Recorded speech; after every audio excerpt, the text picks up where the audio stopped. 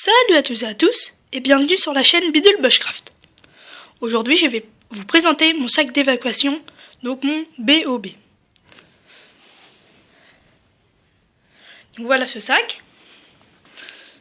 C'est un gros sac qui peut se porter par là ou par une sangle autour du cou. Il dispose de 2 poches sur les côtés et une grosse poche centrale. Passons tout de suite à la présentation. Voilà. Donc on se retrouve sur l'avant du sac. Et bon, on va commencer par la présentation. Donc on va commencer par ce côté. Donc ici il y a une petite lampe. C'est pour éclairer le sac. C'est un petit gadget. Mais sinon, alors, dans cette poche, il y a du papier toilette. C'est parce qu'on est habitué, et si on est dans la nature sans papier toilette, je peux vous dire que ça fait bizarre. Donc du papier toilette. Le sac là, voilà, du papier toilette. Après, un tendeur. C'est pratique pour tendre des choses, attacher des choses. Une sangle qui peut servir de ceinture qui se rétrécit et s'agrandit. Après, une paire de chaussettes, grosse paire de chaussettes. Et enfin, une lampe de chez Quechua, vous devez connaître, c'est très puissant. Et ça fait en même temps une lanterne. Voilà, j'espère que je vous ai pas trop fait mal aux yeux. Mais donc voilà. Donc tout ça, c'est ce qu'il y a sur la poche gauche. On va passer maintenant à la poche droite. Donc, les 2 poches des côtés sont les poches faciles d'accès. Voilà. Donc une montre qui fait heure, date, etc. Bon, c'est un peu toutes les mêmes, voilà. Une frontale, bon, énergiseur un peu comme toutes les frontales, qui fait rouge pour signalisation, ainsi que 2 modes d'éclairage. Une couverture de survie, voilà, donc basique, pas plus simple. Le kit de soins que je vais présenter maintenant. Et il y a juste aussi une couverture, donc c'est pas de la laine, mais c'est plus chaud que la laine. Ça fait 1m80 par 70 cm et voilà. Bon, elle est chaude, elle est grande. Moi, je suis un enfant, je fais 1m60, enfin je suis un ado, je fais 1m69, donc ça me suffit. Donc, dans le kit, dans la trousse de secours, donc c'est simple, hein, du savon juste pour le confort, si on a les mains sales. La lysopaïne pour la gorge. J'ai souvent mal à la gorge, voilà. Pour les vomissements et la diarrhée. La bétadine, le paquet entier, très bon désinfectant. Une lime à ongles. Plusieurs types de pansements. 2 compresses, une à gaz et une stérile. De la lingette nettoyante. Du sérum physiologique pour la tête. Et des cotons-tiges. Donc c'est à peu près ce qu'il y a dans ma trousse de secours, sachant qu'au fur et à mesure je rajoute des petits trucs. Et passons tout de suite à la grande poche. Voilà, donc elle s'ouvre comme ça. Et en premier, nous avons un gros pull chaud,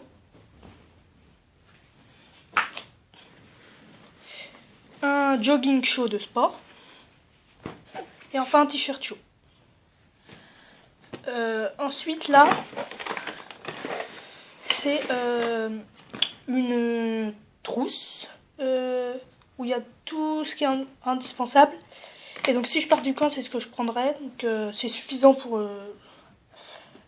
c'est vraiment un sac d'évacuation ou kit de survie minimaliste. On passe à la présentation de ce petit sac. Donc, ce sac, il s'ouvre comme ceci. Donc voilà. Ça se présente comme ça. Donc, une paire de gants. Donc des gants pas forcément qui tiennent chaud, mais ça fait l'affaire. C'est plus pour utiliser un couteau, etc.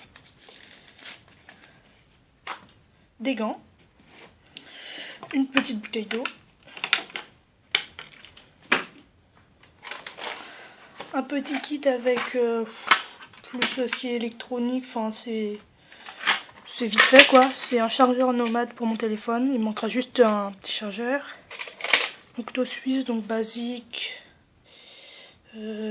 Couteau, scie, cueilleur à poisson, ciseaux, bon, tout ce qu'il y a dans un couteau. Une mini pierre aiguisée, donc très très fine, c'est vraiment juste pour reprendre un tout petit tranchant. Donc voilà. Donc là-dedans il y a une craie, 3 piles pour les lampes, 2 trucs comme ça, de genre de mousqueton. Donc on peut mettre des choses, c'est très solide pour attacher des trucs à notre sac. Un petit bout de fer et une pince multifonction pour démonter des objets, toutes sortes d'objets.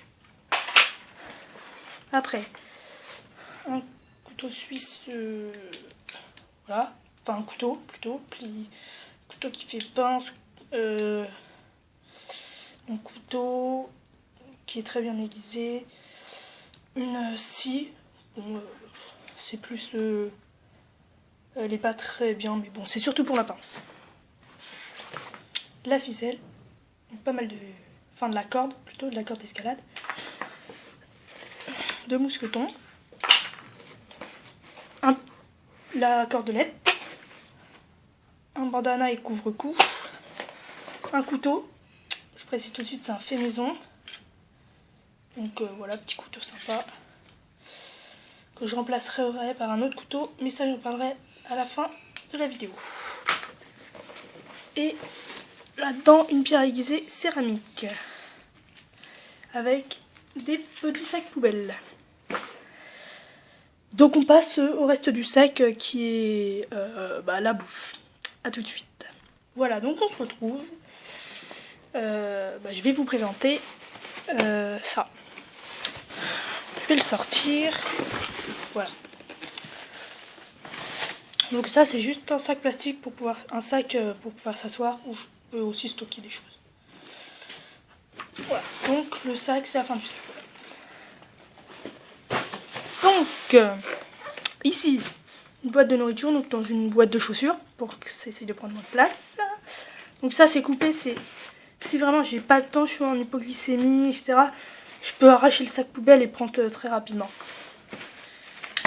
Bon, je regrette un peu de l'avoir fait, mais bon. Donc, il est dans un sac poubelle pour de l'étanchéité, pour que ça soit étanche, parce que le reste... la trousse à pharmacie, etc. Ça a besoin d'être étanche, mais il y a la poche, c'est une poche étanche là aussi un peu. Trousse à pharmacie. Bon après il y a les jogging, etc. Les lampes. Mais le sac, je pense pas le mettre dans l'eau parce que il est pas étanche. Ou sinon je prendrais un grand sac poubelle et je mettrais le sac dans un grand sac poubelle. Ça c'est aussi à prévoir, un grand sac poubelle pour le mettre dedans. Mais bon, donc un sac, c'est un sac Ziploc qu'on trouve en pharmacie. C'est un peu, ça garde le froid, bon, on va dire 4-5 heures, mais ça peut permettre de stocker des fruits qu'on trouve, des baies, enfin plusieurs petites choses. Donc ça. Après ici du sucre, tout ça de sucre pour les forces, hypoglycémie, etc. Donc une petite lampe, ça c'est je un peu des lampes partout. Voilà. Des pâtes, donc ça c'est pour un repas. Moi ça me suffit, ça n'a pas besoin d'être en grande quantité. Donc le sel. Là, du riz, avec un peu de lentilles, etc. dedans. Donc des lentilles. Voilà. Donc là ça fait 3 repas. Plus donc du maïs. Ça c'est pas à faire chauffer, donc si je peux pas faire chauffer, voilà. Et du thon, pareil. Donc bonne source de calories.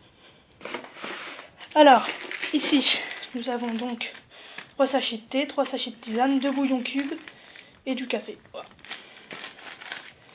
Petit placement de produit. Et enfin, une gamelle. Donc les choix, donc assiette, tasse,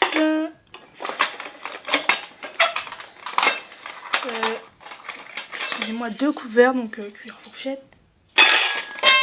un couteau. Voilà, c'est un Vendetta. Il est bien sympa. Donc pour servir de poêle à ça, casserole à ça, voilà. Donc ça c'est un réchauffé maison. J'ai pas envie de prendre de gaz ni rien, c'est trop lourd. Voilà, donc du carton, de la cire, une mèche pour allumer.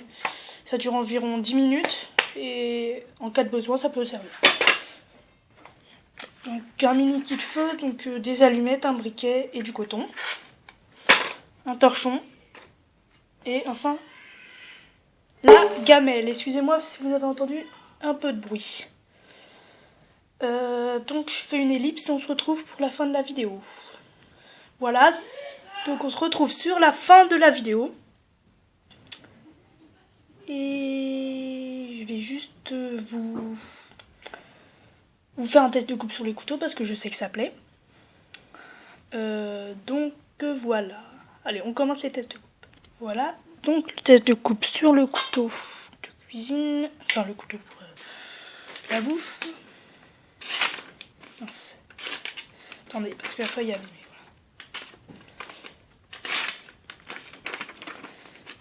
Je me prends mal. Voilà, donc je l'ai pas plus aiguisé que ça. La feuille n'est pas bien aussi. Elle est trop déchirable. Mais il est bien aiguisé. Voilà, donc regardez. Là. Voilà.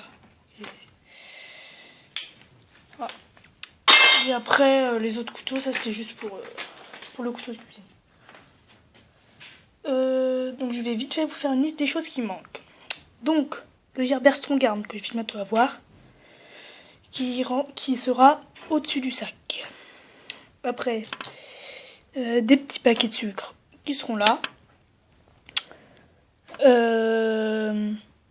Une bâche et un bonnet. Donc voilà, c'est la fin de la vidéo et moi je vous dis à plus, salut tout le monde.